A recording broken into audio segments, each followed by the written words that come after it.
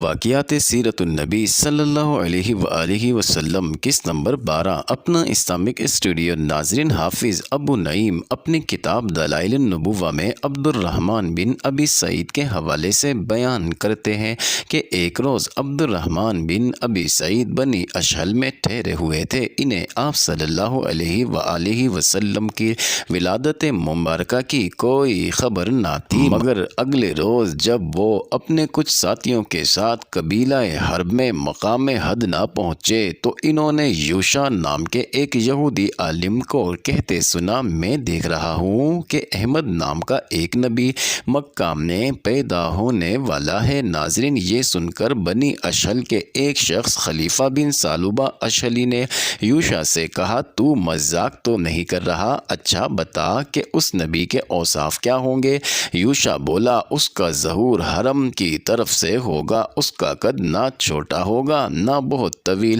اس کی آنکھوں میں سرخ ڈورے ہوں گے، لباس کے ساتھ اس کے سر پر امامہ ہو۔ ناظرین، جب خلیفہ بن ثعلبہ اشہلی نے اپنے قبیلے میں واپس جا کر یوشع یہودی کی زبان سے سنی ہوئی یہ باتیں سنائی تو اس کے قبیلے والے یک زبان ہو کر بولے، تم ایک یوشع کی بات کرتے ہو؟ کل سے یثرب یعنی مدینہ کے تمام یہودی یہی باتیں کر رہے ہیں۔ اس کے علاوہ وہ مالک بن سنان بتاتے ہیں کہ وہ اس روز اپنے گھر سے اتفاقاً قبیلہ بنو قریظہ یعنی یہودی قبیلہ میں چلے گئے۔ انہوں نے وہاں دیکھا کہ بہت سے لوگ اکٹھے ہیں اور ان کا ایک عالم زبیر بن باتا کہہ رہا ہے، آسمان پر ایک سرخ ستارہ نمودار ہوا ہے، اور ایسا ستارہ صرف اس وقت نمودار ہوتا ہے جب کہیں کوئی نبی پیدا ہوتا ہے۔ آج جو نبی پیدا ہوا ہے اس کا نام احمد ہے، جو آخری نبی کا نام ہے، اور وہ ہجرت کر کے یہیں آئے گا۔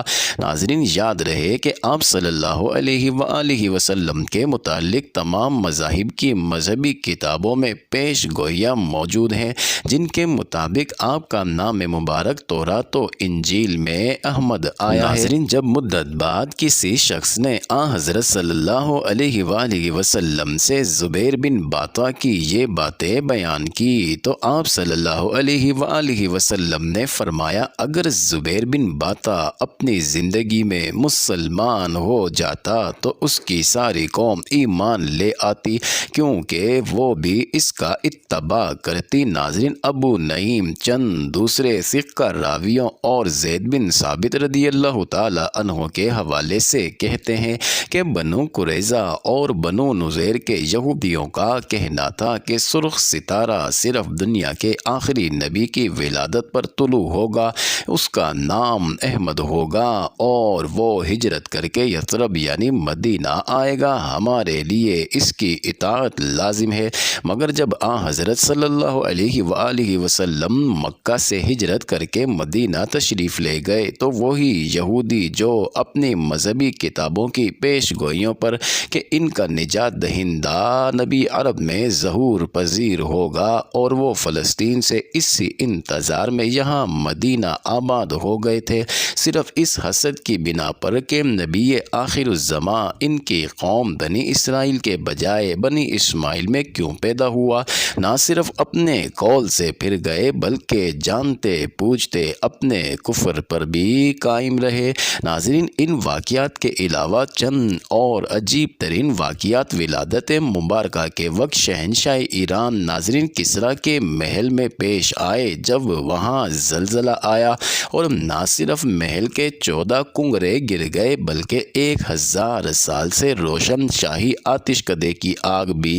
یکدم بجھ گئی کہ بحیرہ ساوا جوش کھا کر خشک ہو گیا۔ ناظرین، حافظ ابو بکر محمد بن جعفر بن سہل الخرائطی اپنی کتاب حواتف الجان میں مختلف حوالوں سے بیان کرتے ہیں کہ حضرت صلی اللہ علیہ وآلہ وسلم کی ولادت مبارکہ کے وقت ایران کے مشہور بادشاہ نوشیروان کے ایوان میں سخت زلزلہ آیا اور اس کے ایوان کے 14 کنگرے یعنی گنبد ٹوٹ کر گر پڑے۔ اگر بات یہاں تک ہی محدود رہتی تو اسے ایک حادثہ سمجھ کر توجہ کے قابل نہ سمجھا جاتا، مگر اس زلزلہ کے ساتھ چند اور بہت ہی غیر معمولی اور چونکا دینے والی باتیں بھی ظہور پذیر ہوئیں، جن میں ایک یہ تھی کہ شاہی آتش کدے میں پچھلے 1000 سال سے روشن آگ بھی بنا کسی وجہ کے ٹھنڈی پڑ گئی۔ 1000 سال میں ایسا کبھی نہ ہوا تھا کہ اس آتش کدے کی آگ بجھی ہو۔ دوسری طرف بحیرہ ساوا بھی حیران کن طور پر جوش کھا کر ابلنے والا ہو گیا۔ ناظرین، نوشیروان یہ تمام واقعات دیکھ کر چونک گیا۔ اس نے اپنے مشیر موبزان کو بلا کر یہ سب واقعات سنائے اور اس کی رائے طلب کی۔ ناظرین، موبزان نے نوشیروان کو بتایا کہ کل رات اس نے بھی ایک عجیب خواب دیکھا ہے کہ عرب کی طرف سے انسانوں کے غول اونٹوں پر سوار فارس یعنی ایران کی طرف امڑے آ رہے ہیں اور انہوں نے دریائے دجلہ کو بھی عبور کر لیا ہے۔ نوشیروان جو پہلے ہی ان واقعات کی وجہ سے گہری سوچ میں تھا، یہ خواب سن کر پریشان ہو گیا۔ اس نے موبزان سے اس خواب کی تعبیر پوچھی۔ ناظرین، موبزان نے جواب میں کہا کہ چونکہ یہ سارے واقعات اور پھر یہ خواب معمولی نہیں ہیں تو بہتر ہے کہ ان کی ٹھیک تعبیر جاننے کے لیے کسی عالم سے رابطہ کر لینا چاہیے۔ چنانچہ نوشیروان نے موبزان کے مشورے پر ایک خط لکھ کر یمن میں اپنے نائب السلطنت حاکم نعمان بن منظر کو بھیجا اور اسے حکم دیا کہ وہ فوراً اس کی خدمت میں حاضر ہو اور اپنے ساتھ کسی ایسے شخص کو لائے جو بڑا عالم ہو اور نوشیروان کے تمام سوالوں کے جواب دے سکے۔ ناظرین، کسرائے ایران کے بادشاہ کا لقب کسرا ہوتا تھا، جیسے روم کے حکمران قیصر اور مصر کے حکمران فرعون کہلاتے تھے۔ ان کا یہ شاہی فرمان ملتے ہی نعمان بن منظر فوراً نوشیروان کی خدمت میں حاضر ہو گیا اور کسرا کے حسب الحکم ایک بہت بڑے عیسائی عالم شخص عبد المسیح بن عمر بن حیان بن نفیلہ غسانی کو بھی ساتھ لے آیا۔ ناظرین، نوشیروان نے عبد المسیح بن عمر کو تمام واقعات اور موبزان کا خواب سنایا اور پھر ان کی تعبیر پوچھی۔ ناظرین، عبد المسیح بن عمر نے جواب دیا کہ اگر حضور چاہیں تو ان واقعات اور خواب کے بارے میں اپنا خیال ظاہر کر سکتا ہوں،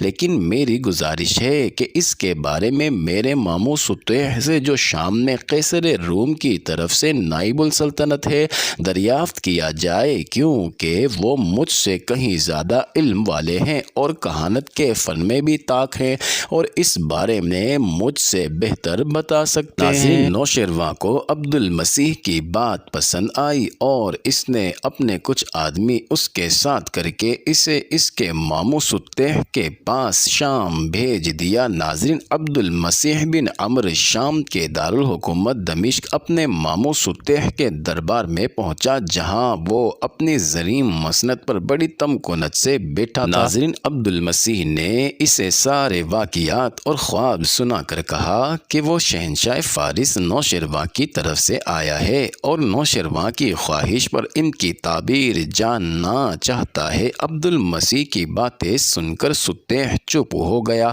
اور کسی نہایت گہری سوچ میں ڈوب گیا۔ عبد المسیح نے جب کوئی جواب نہ پایا تو یہ سمجھ کر کہ سطیح نے اس کی بات کو کوئی اہمیت نہیں دی، ناظرین شکایتاً چند اشعار پڑھے جن میں سطیح کے عدم التفات کا گلہ کیا۔ ناظرین، سطیح اشعار سن کر اپنے استغراق سے باہر آیا اور کہا، جو واقعات تم نے بیان کیے ہیں اگر وہ صحیح ہیں اور جو خواب موبزان نے دیکھا ہے وہ اس نے صحیح طور پر بیان کیا ہے تو سمجھ لو کہ ایک دن نہ صرف کسرائے ایران کے ہاتھ سے سلطنت چھن جائے گی بلکہ یہ شام جس پر میں آج کل قیصر روم کی طرف سے حاکم بنا بیٹھا ہوں یہ بھی انہی عرب ناکا یعنی اونٹ سواروں کے قبضے میں چلا جائے گا جنہیں موبزان نے خواب نے دریائے دجلہ عبور کرتے دیکھا ہے۔ ناظرین، جب عبد المسیح نے اپنے ماموں سطیح کا جواب نوشیروان کو فارس واپس آ کر سنایا تو نوشیروان نے کہا کہ ابھی تو میری اولاد میں کئی پشتوں تک حکمرانی چلے گی، اس کے بعد جو ہوگا دیکھا جائے گا۔ کیف تاریخ بتاتی ہے کہ کچھ عرصہ بعد سطیح کی پیش گوئی حرف بحرف سچ ثابت ہوئی اور